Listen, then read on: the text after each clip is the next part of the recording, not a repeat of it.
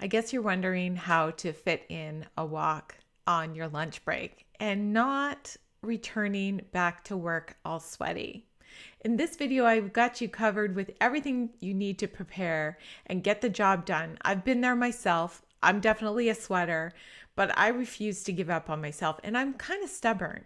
So if that's you, keep watching so that you can avoid feeling gross all day after you've gone for a walk, or worse, skipping your walk altogether. My name is Karen, and on this channel, I'm here to help you with priorities, purpose, and transformation through scheduling, self-care, and fitness. Nobody likes marinating in sweaty clothes all day.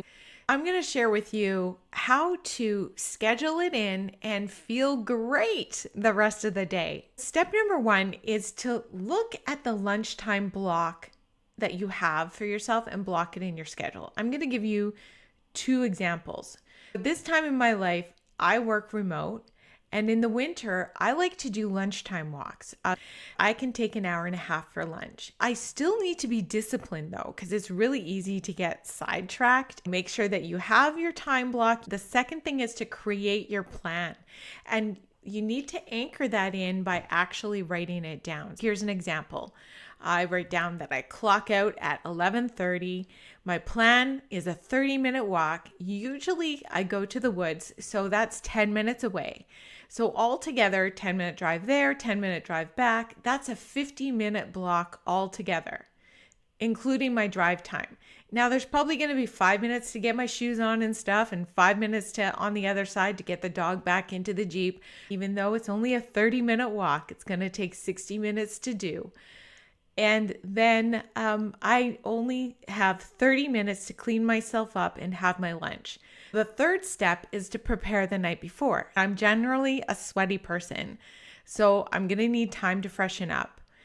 I'll prepare the day before and have my lunch in the fridge. Make sure that it's not tough to eat. Not a lot of chewy things.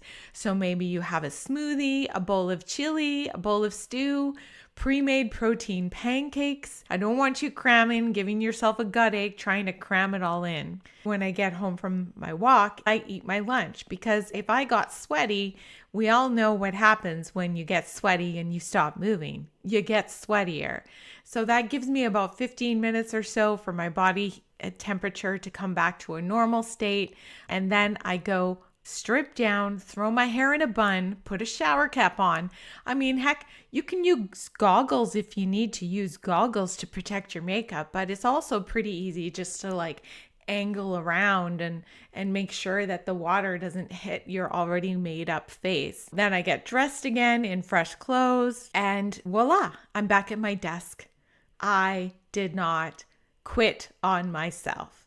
That's the feeling that I want you to have. If you're not making time for yourself, you're used to not making time for yourself. So that specifically takes discipline. If you only have an hour and you work in an office, away from home, I still want you to do this, but it's a different type of system. You only have an hour, right? So you got to make things as easy and convenient for you to do. The preparation the night before is not only to get that, mushy lunch together, but it's also to bring a bag to work with fresh underwear, scent-free wipes, dry shampoo, a towel, maybe some deodorant, change of clothes. And also you want to bring your walking shoes if they're not the same as what you wear to work, whatever outside gear you need. Hats.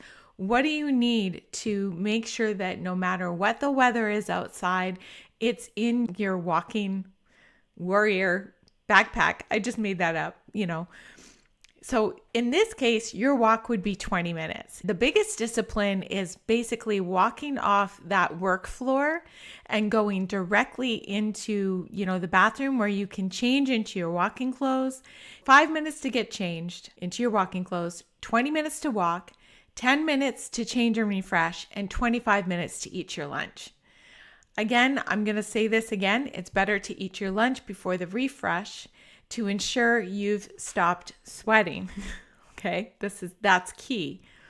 Now, the best thing about lunchtime walks in this time of the year is there's that good old-fashioned vitamin D. It's going to give you a boost throughout the day, especially if you live in a four-season climate. Unless your weather is threatening your life, then go in all weather. Not too long ago, I did a podcast about how to beat the winter blues, and going for a lunchtime walk is critical because that's the time where you're going to get the vitamin D in your eyes, and it does the benefits of both worlds.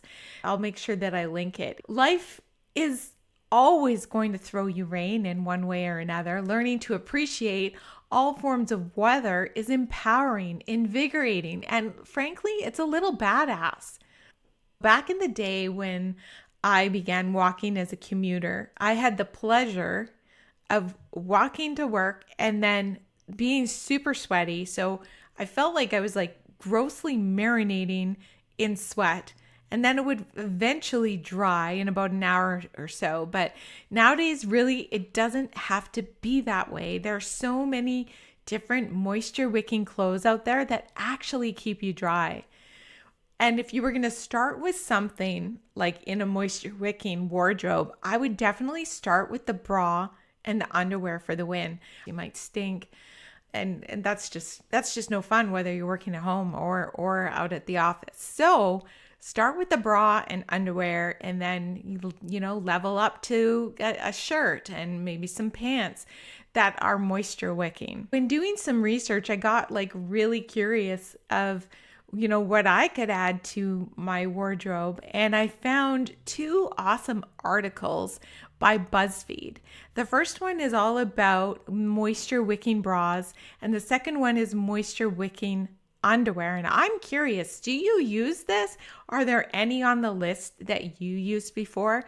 What's cool about their articles is they not only have reviews, they also have consumer reviews. I'm going to get a sweatproof bra, and I'm going to get some sweatproof underwear, and then I'm going to come back and I'm going to share with you which ones I got and what I like about them and if they actually work.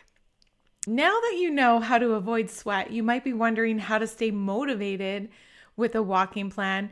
And so I'll link the video below that explains how to spice up your walks. And don't forget to follow me here to get support with your priorities, purpose, and transformation. And when it comes to walking to jumpstart transformation, I have a video explaining exactly how to start a walking plan you love so that you can transform your health inside and out. I've queued that up for you here, and I linked it also below. If this video was helpful to you, make sure that you give it a like. That helps it to get to more people just like you. And let me know in the comments below what you'd like to talk about next. And also, if you've tried any of those undergarments, like I'm kind of geeking out now, I want to hear from you. What's your favorite? If you're not too shy to share. Bye for now.